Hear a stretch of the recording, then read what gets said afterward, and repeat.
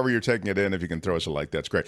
You know, one of the things that I think is a front and center issue for more and more Americans, and I say this more and more part because I think this has been kind of an inside the Beltway issue since I was a kid. I grew up in Washington, D.C., and, you know, this idea that defense contractors were essentially soaking the country.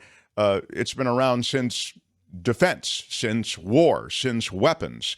But I think Americans, the average American now, is aware of the military-industrial complex and some of the stuff that goes on there and the way that taxpayers are soaked and the way that both parties vote for a rapidly increasing military budget because they don't want to be perceived as weak on defense. And also the other sleight of hand move, and I've mentioned this to you before, is that defense contractors drop a little bit of money in all of the 50 states, and they spread out essentially the interest that they have economically, such that everybody in America, all those representatives, all those senators, have an interest in supporting the war machine, I'll say, or the machine associated with building things for the national defense, might be another more polite way to say it.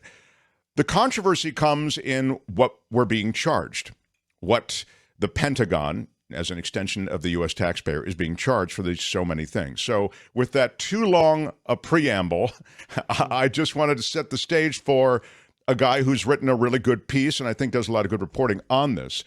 He writes for Responsible Statecraft. How about it for Connor Echols? Connor, thank you for joining us today.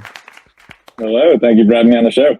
Yeah, really liked your piece. I think it's just straight up about sort of the latest in this example of military spending at record highs because of maybe in part the sort of thing that you note in your piece. I wonder if you could speak to that. Yeah, of course. I mean, so some of the examples that I pulled out in this piece, I think the headline thing, the thing that literally was the headline was that Boeing on one occasion in 2020 charged the Pentagon $52,000 per unit for trash cans. These are regular old trash cans. These are not special. They go in what's called the Boeing, let's see, I believe it's the E-3, which is a like radar and surveillance plane. It's based on the 707, which started being manufactured in the 1950s. This is old stuff. This is not revolutionary, cutting edge stuff, and it costs $52,000. Now, it cost that much because the Pentagon essentially was able to get certain information on the pricing, or was able to hold it to a certain level while it was still a commercial product. But after it became an exclusive product, Boeing, being the only one that's allowed to manufacture it, could charge whatever they want, and they did. This is no small part of what you report on, which is that as more and more competitors, that is to say, those who might be involved in competitive pricing, fall out of this whole equation with the Pentagon, fewer and fewer defense contractors essentially are awarded no-bid contracts. They can charge whatever they want for the trash can. Exactly. And it's really stark. I mean, when you look at the numbers, and this is data from the Pentagon, this isn't from some random think tank, but the Pentagon has said that it went from 51 prime defense contractors in the 1990s down to 5 today. That's 5 that can compete for big contracts. That's 5 that can actually put themselves in the line. And they end up getting these contracts for, all 50,000 parts or something that go into a plane. And then they will subcontract those, which is essentially like taking the Pentagon's duty and doing it for them. And there's a lot of kind of money that can be picked up in the middle there between the subcontractor and the Pentagon. And they end up getting a lot of money that way as well. Yeah, I mean, you note in your piece, Lockheed Martin hiked the price of an electrical conduit for the P-3 plane as much as 14-fold, costing the Pentagon an additional $133,000 between 2008 and 15.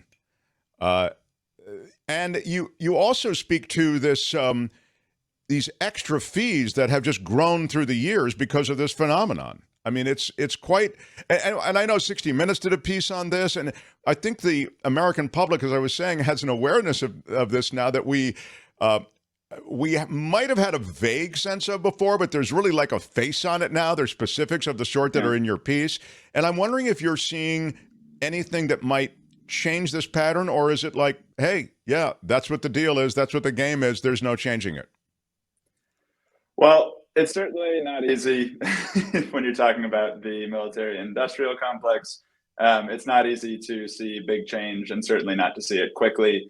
There are efforts to deal with this. This has gotten under the skin of a lot of members of Congress. You know, you had a bipartisan letter from Elizabeth Warren, Mike Braun, Mike Lee, a few different members calling on the Pentagon to crack down on this stuff a couple weeks ago after that 60 Minutes piece you referenced. You also had an amendment from, y'all are based in California, I think, so you should know Right. Beverly well. And she just put forward an amendment in House Appropriations last week that will hopefully, if it goes through, will force the Pentagon to share some more pricing data with Congress, which will create more opportunities for oversight in this case. But there are big obstacles in the way. There are weapons companies that have a lot of money, that spend a lot of money lobbying, a lot of time on the Hill, and they are pushing their angle. And you know, it's going to be difficult for well-meaning members to push back against that. I mean, it's rich that the jumping and screaming at military industrial complex related issues by both sides, okay, the GOP and Democrats both, is jumping and screaming that's being done at the very people who really buy and sell them. I mean, you know, there's just so much money pouring into all of these different legislators, even as they're speaking out of both sides of their mouth. There is a wink and a nod to the defense contractors, right? Yeah, absolutely. Well, I mean, what's really interesting, and what I'll see, for example, there's another thing, and this isn't a price gouging question, but a second engine for the F-35. There are a few members of Congress, including Representative Mike Rogers, who are trying to keep it alive, even though the Pentagon has said they don't want a new engine, they don't want this alternative program to continue. They just want to update the old ones and get on with it, right? Coincidentally, one of the people that are manufacturing that new engine, or putting together a prototype for that new engine, is GE, which has a couple of plants in Mike Rogers' district. Sure. Okay. Now, that's what I was saying before. Right? There's just, you know, right. Whether or not that is directly related is hard to say, but it is a simple fact. And it's a fact that we see with a lot of members of Congress, that there is money flowing to their districts in ways that could impact their decision making in ways that aren't just for the national security of the United States. The manufacturers of these weapon systems, I assume they're doing well. Are their profits sky high? Yeah, they are doing about as well as they ever have. I mean, you know, we've seen with the general mood internationally, especially in Europe, which a lot of the biggest buyers of American weapons are in Europe, and with so much demand for, you know, upgrading militaries, things like that.